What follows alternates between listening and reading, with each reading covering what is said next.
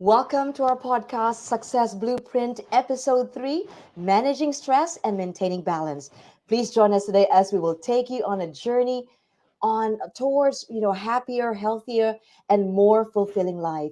We will explore as well the art of stress management and delve into the science of well-being, providing you with practical strategies and, of course, to help you thrive in today's fast-paced world. And today, guys, we will be joined by two of our success coaches and our experts on this field managing stress and maintaining balance. Let's hear it from Christina Seaman and, of course, Sarah Butler. Woohoo! Hello, ladies. Thank you so much for your Good. time. This is exciting, and I'm sure a lot of people in globally, not just for Torrance University, will be, waiting for you guys to, grab some wisdom and, of course, inspiration and be empowered today how to manage stress and maintaining balance. Are you all ready? Cool. We're ready Yeah, to thanks for go. having us, Lee. Glad to see you. It's been Tuesday. Happy Tuesday, everyone. Let's start the ball rolling because I know they can't wait now to hear from you guys. Let's start with if I'm the one one of your clients, right? How can I identify and manage stress triggers in my daily life? Maybe Christina can start, Yeah, answering this, and Sarah, if you wanna share some thoughts as well, okay, that would be great. Thank you so much. sure. I think it's really important to check in with yourself. So to just basically, keep some time free to really look at your timetable and see, are you being overwhelmed? And be honest with yourself as well, because we like to take on a lot. We all want to be successful. We got all our goals. But yeah, if we do check in with ourselves, we're honest with ourselves, I think it's quite easy to identify, where we maybe have taken on a bit too much, and maybe we can just make a better time, plan on when to address things, or we could just also find other people who can help us out and take some of our load. That's Definitely what agree I with would you. Starts from suggest. within, right? Self-awareness. Thank you so much for that, Christina. Let's hear it from Sarah. Sarah, do you have anything to add on to that before we move on to our next question, which, a few of our students and other staff as well are asking about this managing stress and maintaining balance? Mm.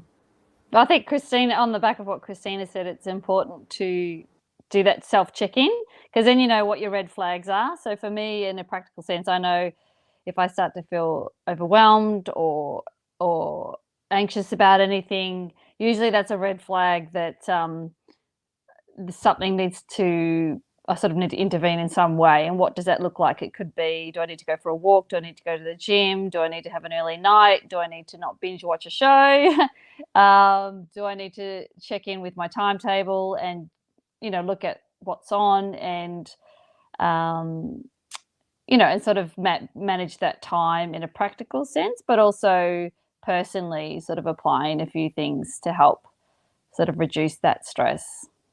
Definitely organizing your daily activities at the same time. Thank you so much for that, Sarah and Christina. Now, Sarah, I would like to ask you as well about this as a follow-up question about what are some effective techniques for reducing stress and promoting relaxations? Because we know, and I know, but personally, that you have a healthy mind, body, and spirit. Same with Christina as well, and the rest of our success coaches. Is there anything that you could share, like effective techniques for reducing stress and promoting Mm. relaxation? I Thank think you. everyone is so different. I can only sort of speak for myself. For me, it is around quality sleep and obviously eating well. Hydration. Not everyone does meditation, but it doesn't necessarily mean you have to sit down for hours on end. I think quiet time or meditation is a really great practice to try. Doesn't mean you have to be an expert at it. But for me, walking can be a meditation. So, I love to take the dog out. And I've found walking to be a really, really great way to help sort of maintain that balance and stress, even if it's been a busy day with classes or working online. Even just a quick walk down to the park and back is just does wonders. I love that walking therapy, pet therapy, and that meditation. It could be a yoga. Because you do yoga, right, Sarah? Yeah, I love yoga. It's That's a really big good. thing for me. Always carving out time for that. And you don't have to do an hour or so. You can, starting off small. 10 minutes will Um, be okay. Usually, 20 minutes max could be Oh, a good nice. start. Oh, well, Mm. minimum, I should say. But then, That's good. And I think thank you for sharing that. And I'm sure, everyone has their own unique way of, getting away from a stress environment or any stress stimulation or something like that. So some of them, just like you, they walk with their dogs or maybe play with their cats or, any pet therapy. I personally go for a walk, Sarah. I love it. 4K, 5K, love that. And it refreshes us, right? It reboots and recharge, and you feel like, hang on, after this I can do more, I can do better, and you can just be mhm. the best of yourself, be the best version of yourself after that. And it's a Yeah. routine as well, right? You get used to it. Thank you so much for that. Let's hear it from Christina. Christina, what else do you think could be your the strategies that you could share to reduce stress? Um, yeah, I do agree with Sarah. I feel like being active is really important. So I think to make sure that we can sort of fit that in, maybe just, create like a balance, like making sure that, we don't overdo it as in like, booking all the classes for relaxation and then stressing ourselves out over that. But, just maybe allocating, weekly time and, leaving a bit of freedom as well, if the assessment is due really soon, then, we can change that up a little if need be. But yeah, just to make sure that we really commit each week to do something for our well-being, for self-care. And yeah, like Sarah said, it does look different for everyone. For me, I do enjoy meditation, but I'm not really good at just sitting down and getting in the zone myself. So I use an app. I use Insight Timer, it's called. It's free and it's got lots of different options.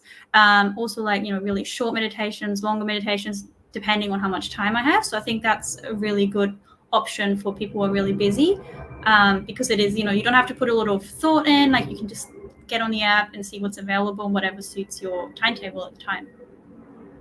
That is such a good suggestion. So what's that app again? And if you don't mind putting it on the chat or comment Yeah, section below, sure. that would be great. Inside Timer, Especially, yeah.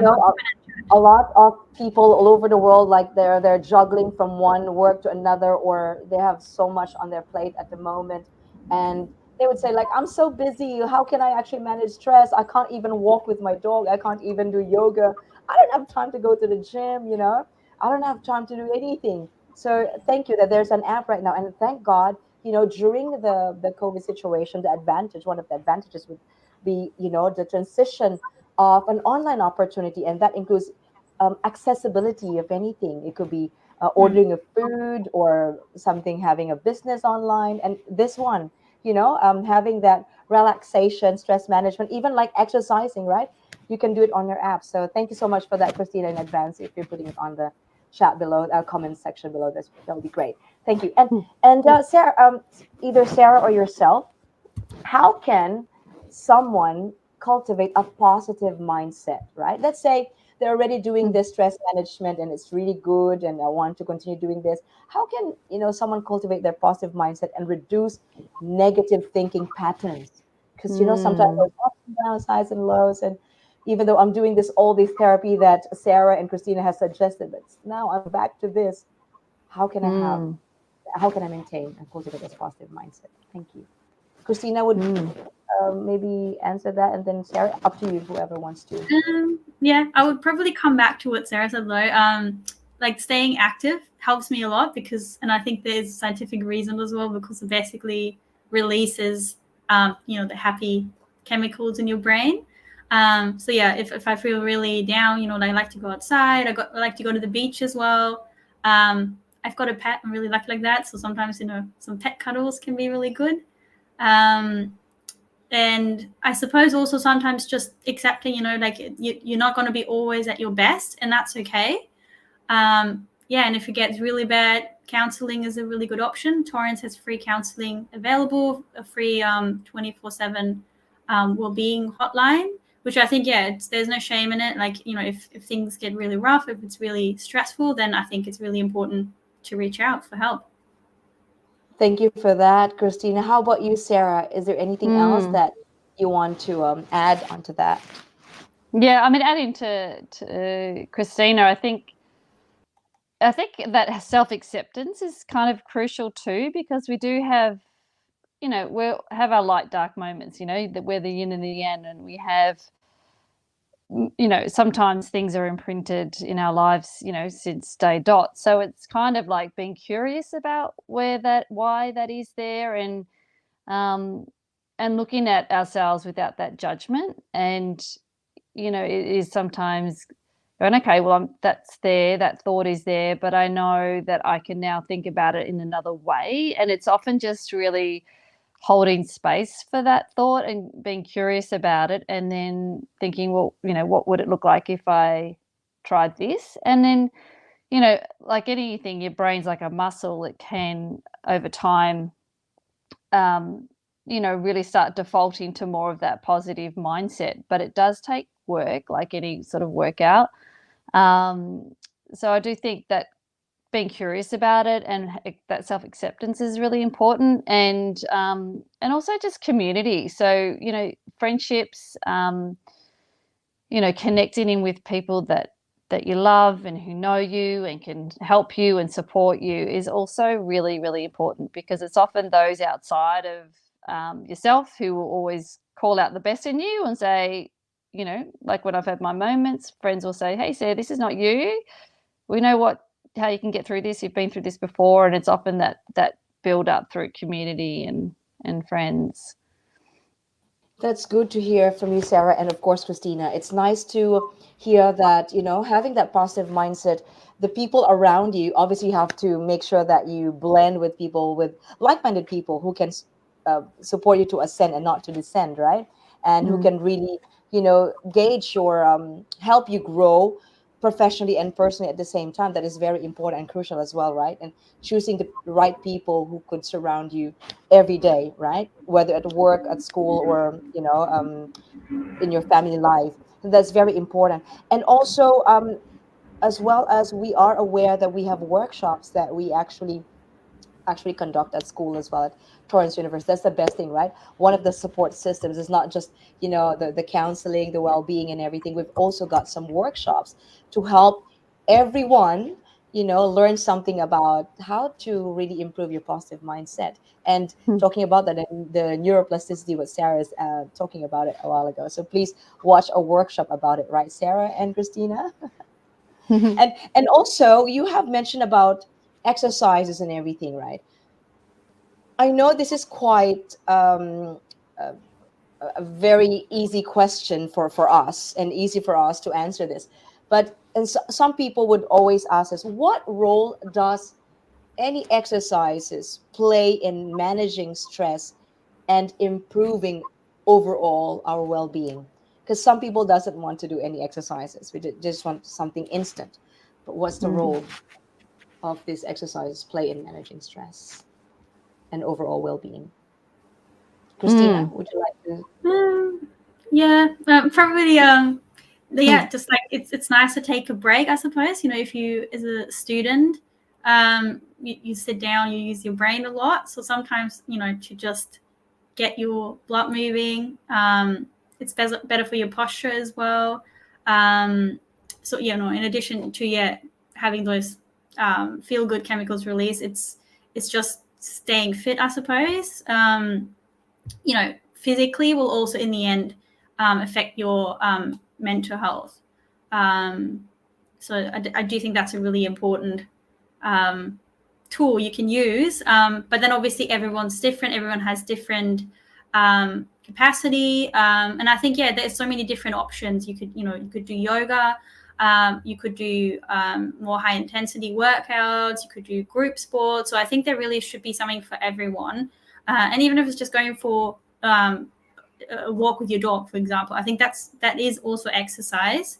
And I feel like most people I talk to that incorporate some sort of exercise do really enjoy it, and there is science to back it as well. I think it's really hard. Thank you so much for that, Christina. I think it's quite hard to begin with when it comes to exercise, because like it takes a lot of effort. But I know a while ago, you and Sarah are not only talking about physical exercises, there's also like music therapy and all that. So there are different avenues of doing something to improve your, coping of your stress, in your daily activities, right? And how about Sarah? Do you have any thoughts about it? Like, what's the I role of, yeah, you know, I think it's exercise? really, really important. I guess too, it really comes back to what's been instilled, I think, as a young age, because I think that's often where we might have some blockages around exercising. And um, I was sometimes I get inspiration from watching other people on Instagram or whatever, um, and even I tried skipping, which I loved. It was like started off skipping on the spot 10 minutes a day, and that's all it was. Got your heart rate up, started building muscle, and often, I mean, most people I think who exercise regularly, me included, would say I hate doing it. I hate trying to start it, but once you've done it, you feel better, and it really just comes down to this is how I see it with myself, is, well, who do I want to be? How do I be the best version of myself? How do I remain healthy and happy so that I can manage all the things in my life? And all I know is the times that I've really slacked off with exercise, or just let other things get in the way. I don't feel as great, and that's the red flag for me. Like I said before, it's having that awareness. Well, hold on a sec, I'm not feeling great. What's the red flag? Oh, I haven't actually gone out and done anything in the last week or 3 days or whatever it's been. And I just know that it's kind of, I need to start having another action and, go for a walk, go to the gym, skip for 10 minutes. I don't know, just something to move. That's a good point, actually, because it's also very effective if you start less and then you just increment as well. Whether this is an exercise, physical exercise, or any other therapy that both of you have mentioned a while ago. If you start once a week and then increment to twice a week, 3 times a week, and you'll never know, you'll get used to it, and it's part of your routine, and you feel like, Mm, oh, this is. And when you look back, you feel like I've improved a lot. The way I see things, the way I think, the way I decide on things, and the outcome itself, the output it's much better compared before, because you've incorporated those different strategies, therapies, and exercises to maintain your well-being and less stress at mm, the same time. We can't avoid stress, but at least there are ways that we can do something to overcome this. And thank you, Sarah and Christina, for sharing your thoughts about it.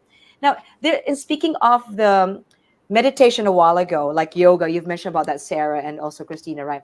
How can, or myself, how can I incorporate mindfulness and meditation into my busy daily routine to reduce stress? I'm sure this is easy for you, but it's hard for other mhm. people. What do you think? Let's start with Um, Sarah or Christina, either. I'll Yeah, go you. if you like. Yeah. Do you want me to go? Okay, Sarah. um, I think this. I think the breathing, like how we sort of conscious of our breath. I think, um, like even just mindful eating. Sometimes we're eating on the go, and it's just, well, even simple steps of, if I have a meal in front of me, or what would I stopping and taking a couple of deep breaths. Often our phones are enormous distractions too. So, we've got a rule in our house: no phones at the table, no phones while you're eating. But that's just kind of things that we've put in our home, just to incorporate and instill that mindfulness and being present to what's in front of you. So that's just a little tip from me. Thank you so much for sharing that, Sarah. Let's hear it from Christina. What do you think? I think, yeah, for me, like small rituals help a lot. Like, say, if I'm at home or if I'm on campus as well, I like to make a tea. So it's just like maybe taking 10 minutes, going to the kitchen, maybe having a chat to someone else on the way as well. But usually I'm on my own and I can focus on making the tea, and that kind of brings me into the moment and I forget about all the things I have to do. And for those 10, 15 minutes, I'm just there enjoying my tea, and maybe my thoughts wander to somewhere else, but I feel like that definitely kind of does it for me. when I'm at work or, studying, that sort of thing. Other than that, I probably also suggest journaling. It is really hard to be consistent with that for me, but yeah, lots of other people are a lot better. And I think when you do it though, and when I have done it, it can be eye-opening, because it's like it's really just you it takes a while maybe to bring something to paper, but then once you do that more regularly, it really does the trick to kind of like bring you back to what's important, and to experience really just being in that moment. Yeah, and it's nice as well, like, when you start the day, you have that vision. What am I expecting for the day? Especially if you have lots on your plate. For example, you've got assessments to do, you've got work to do, you've got your family. If some people has children as well, you have to make sure that you schedule your daily activities. Otherwise, you'll be overwhelmed and you can't even fit in that mindfulness, and you won't be able to sleep as well better, right? It's all like escalates into something. And that's a good point, that you need to make sure that you plan your day. At least, for example, I don't know, what time do you normally wake up, Christina and Sarah, during work day? Do you wake up at 5 o'clock and do your yoga or something, meditation? What do you do? Share your thoughts. Well, usual routine for me with my kids is when they start back at school. It's definitely an early start, 6:30, usually a dog walk. Nice. And then I look at my gym schedules and see if I can slot in a quick lunchtime yoga or evening class or late morning. Yeah. And that's pretty much it. Although, yeah, bedtime for me, I tend to stay up till about 10:30 because I actually love to read before bed. All right. And that stimulates you. That's also part of you, like, reducing that stress, right? Reading something that would stimulate more your what you call it, your neurons. And Your and neurons. trying not to, not Reignite. reading not on my phone, reading an actual book. But at least you have something that you redivert instead of thinking of the stress and creating your own stress. It's not even healthier as well. Thank you for that, Sarah. How about you, Christina? How's your day being for like Monday to Friday working? What time do you normally wake up? And what's your sort of like routine? Usually like 7:30. I don't have kids, so I can just focus on myself, which is really nice. But then I do have a cat, so he comes first. I go feed him. In the mornings, to be honest, I'm not really a big morning person, so I just do my usual routine, as in like, get up, have a tea, feed the cat, get ready for work. But then at night, I like to do a walk. So that's usually every night, if it's a small walk, just to the shops and, get some stuff for dinner, or maybe it's a bigger one to the park. I try to be consistent with that. And then, I do like to do sports as well. So I try to, incorporate yoga here and there. My New Year's resolution is to go to the gym more, but I feel like I'm trying to be really mindful of, when I can fit it in, rather than like forcing myself to do it every day. So I don't know if I have too much of a routine with that, but I guess the routine is to just do something every day, that is keeping me active. Because you both know anyways how much you could handle every day. And for you guys who are watching right now, you know yourself better than anyone else. You know what you can handle every day. So don't overdo it just to pursue that vision. Like, I need to balance everything, but then you're overwhelmed. So you know yourself. And Well, just like Christina me, and I are both students as well. So we're Okay. going to start studying. So that's when it's going to get, the rubber hits the road a bit more too, because we have that commitment of study. So it will be hard sometimes to juggle everything, right? So that's good.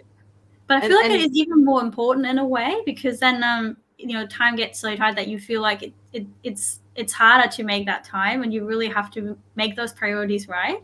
But I do agree, that you really, I think it's really working out what works for you, and then just committing to that, rather than feeling like, sometimes we see other people go to the gym, I don't know, every day for an hour, and it just doesn't fit our timetable. Maybe it doesn't even work for us. We don't actually enjoy it. It doesn't, it stresses us out more. Than I think to really then understand, okay, that isn't the right thing for me, and maybe looking for an alternative. I think that's really important. Yeah, I feel like it's been a lot of trial and error for me with that stuff as well. Like it's easy to sometimes feel like, hey, that's good. Everyone's like, say the journaling, for example, as well. Everyone's, talking about it. And I do think it is beneficial, but only when it actually works for you. And it's good. Maybe once a week, so that's fine. And that's a good point. You need to do the trial and error, what works for you every day. And then maybe after a week, you'll change that, revise, review, reevaluate until you feel like I'm comfortable with this routine. Like just like me, I make sure that I have, when I wake up in the morning at 6 o'clock, I have my meditation for 10 minutes. And then I have my physical exercise for 10 minutes. I don't want to overdo it, And then before I sleep, after work, I make sure that I go for a walk as well. And that works for me. And for others, they don't want to go for a walk after work because they're already, very tired. But for me, it energizes me. And it's like I'm being rebooted again. I'm being recharged. It's really good. Once again, guys, you can find your routine to maintain work-life balance, to maintain as well, manage your stress and maintain a well-balanced life daily. So it's up to you. And also when you listen to this recorded as well in the future, you'll be able to understand better yourself. Which one shall I do in order for me to overcome stress? Now, speaking of stress, some of the stress, I don't know if you will agree with this, it could be one of the causes or etiology could be lack of sleep, right? That could be part of the stress. That's why you can't cope your daily activities because of the 3 hours sleep, perhaps 2 hours sleep every day, which is not healthy anymore. How can someone improve their sleep quality to better manage their stress and promote well-being? Let's hear it from you, Christina. I think something that helps me a lot is to limit screen time, especially before bed. I can definitely tell a difference if I've, been scrolling on my phone for about half an hour. I think it's to do with the bright light as well. And then another reason that why, like the light can be affecting you as well. Like say if you have no blinds, like if your room is quite light still in summer, for example, at night, then, you may want to look at some good blinds if you can, if you're not renting or can find some sort of solution. I think that helps too, to just make sure that you have a nice, calm, dark place where you go to every night. And yeah, it can also help again to exercise. So if you're, the more exhausted you are, the more likely you are to then, actually get into sleep mode. So maybe, for me, for people to try something. For me, walk at night works for that as well. So I come home and I feel a lot more relaxed and ready for bed than if I was like working and scrolling until the very last minute. And then, my head's full of thoughts and it gets really hard to find sleep. That's good to know, Christina. And again, it's a matter of really knowing what's happening and your self-awareness. What are the culprit of you not sleeping well? And with that, you can target, the cause or the causes of it. And then maybe you can see a doctor as well in order for you to, some of them, they manage it with medication or melatonin or something, depending on the age, There's so many ways that you can do it, but you can also ask your GP, apart from what Christina has mentioned a while ago. And again, I think, with the blind, curtain, or make sure that there's not much of the light or the sun, the sunlight and all that, because otherwise you wake up more earlier than what is expected. We're hoping that as adults, we should sleep 6 to 8 hours, right? 10 hours would be good, right? Or 9 hours, but at least 6 to 8 hours, but less than 6 hours is not healthy anymore, right, Christina? So thank you so much for sharing your thoughts, Christina. How about Sarah? I think, there's the main culprits, I think, that stop us from sleeping are those stimulants, whether it's the screens, which there's, science say that that's just not good for us to be sort of consuming all that before bed, caffeine or alcohol, those things. So I guess it comes back to what I said before about knowing what the red flags are, and that's a self check-in for me all the time. If I haven't slept well, or I know I'm not sleeping well, it usually is okay. So what's changed in my routine? What's happened? Oh, maybe I had too much coffee in the afternoon, or maybe I, was on my phone So it really is sort of checking into what each person's so individual around this, but there's definitely the stimulants that you can keep us up. Magnesium's always really safe and good to take, whether it's a bath or a foot bath. So magnesium's always great for promoting sleep. Lots of water, herbal teas, chamomile teas, sleep teas. What else? Yes, I think, and that wind down, so sort of reducing that lighting and is also really cool. I love that, what Christina said there. Yeah, and that phone, what you call social media, it's number one culprit, right? Once you start scrolling, Facebook, Instagram, TikTok, you're not actually aware that it's already like 5 hours and it's already 2 a.m. and time for bed, and you can't even sleep anymore because you already stimulated your brain to keep going, And again, guys, listen to what Tina and Sarah has mentioned, that you need to, have that time, what you call this, that time frame of when you can just use your phone, your social medias and all that, maybe until 7 only, and that's it. Yeah, you can actually set time limits as well. Yeah. Do not disturb. I set my phone to do not disturb from a certain time. Oh, that's a good idea. Do not disturb. Is that for both Android and Apple? I hope think so. so, yeah. That's a good idea. Yes, Christina? I think there's also apps that allow you to basically, it's almost like blocking out social media apps. So you will not, it's basically like a timer.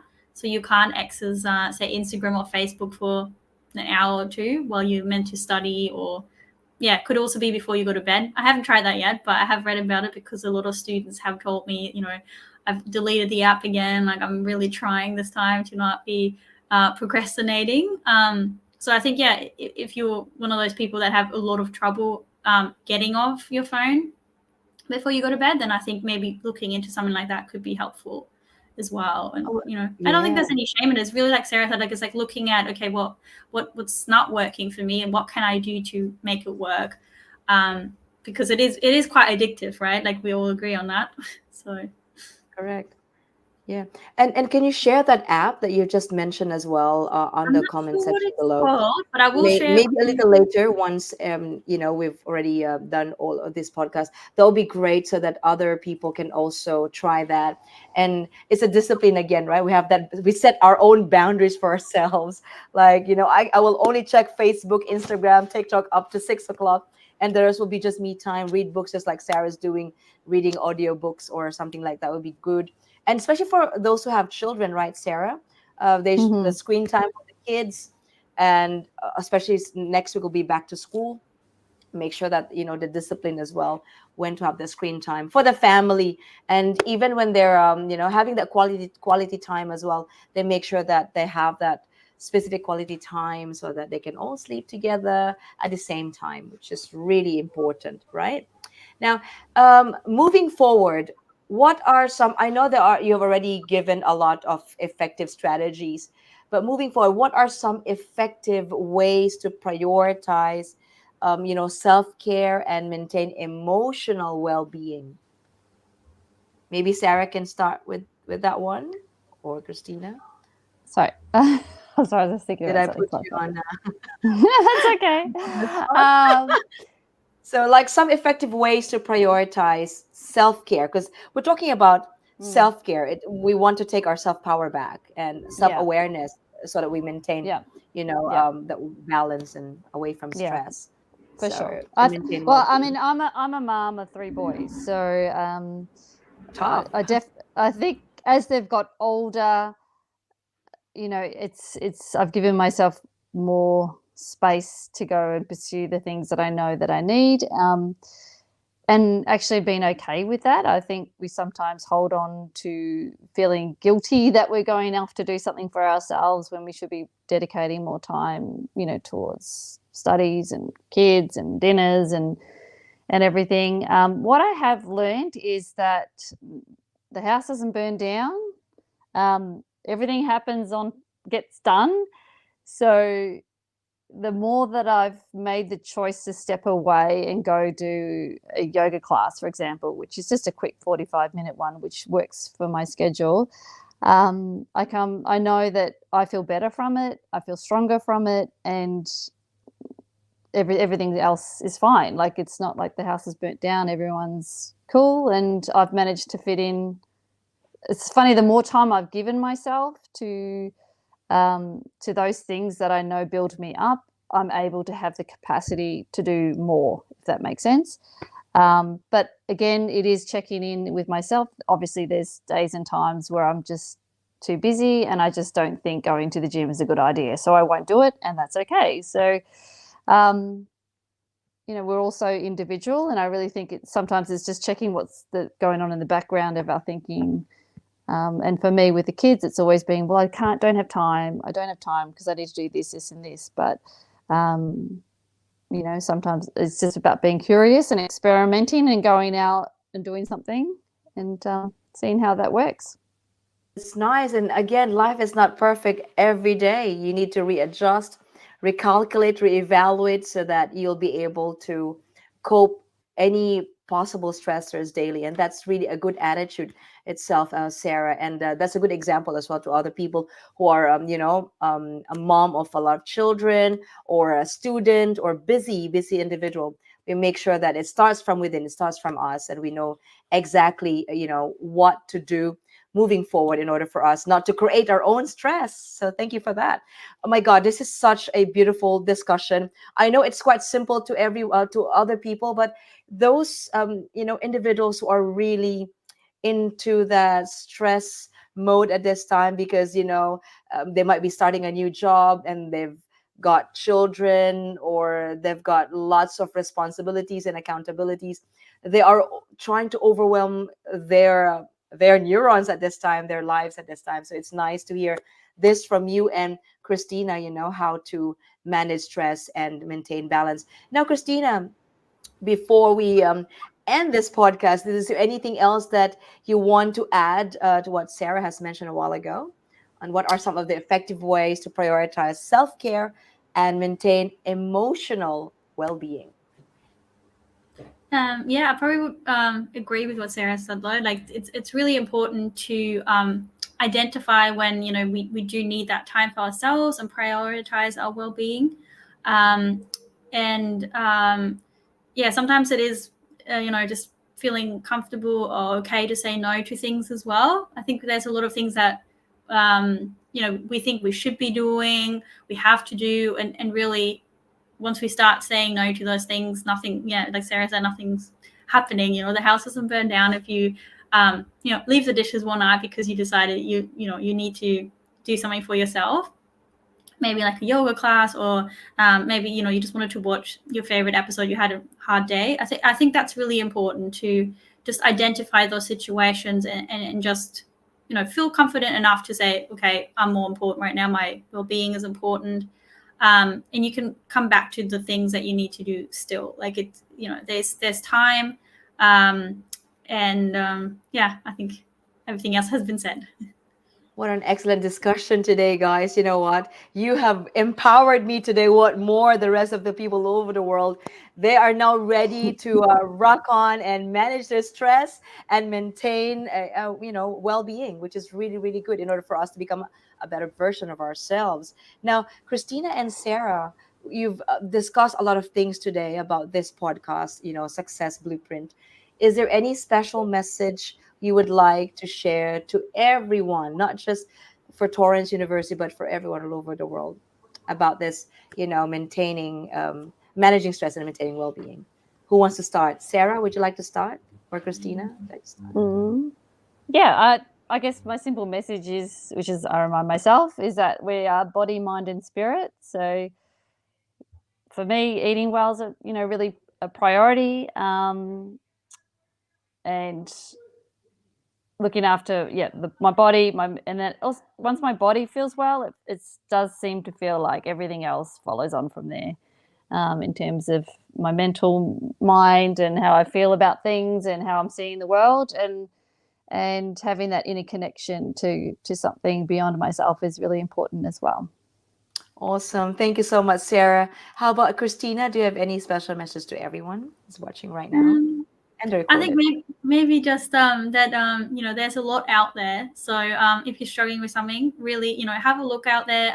If you're with Torrens, maybe join one of our workshops, watch some of our video resources because we've all we're similar. We're all human. Like someone else may have gone through something already and found a good way to deal with things. And yeah, we can learn from each other. So yeah, I think that's a good one.